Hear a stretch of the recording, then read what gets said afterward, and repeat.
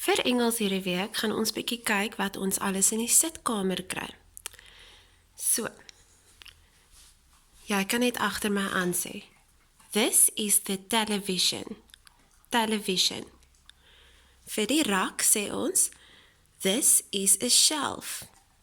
Shelf. This is a plant. And this is a carpet. This is the couch. And this is a lamp. This is a coffee table.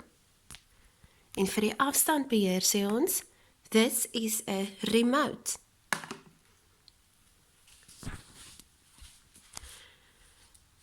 This is the window.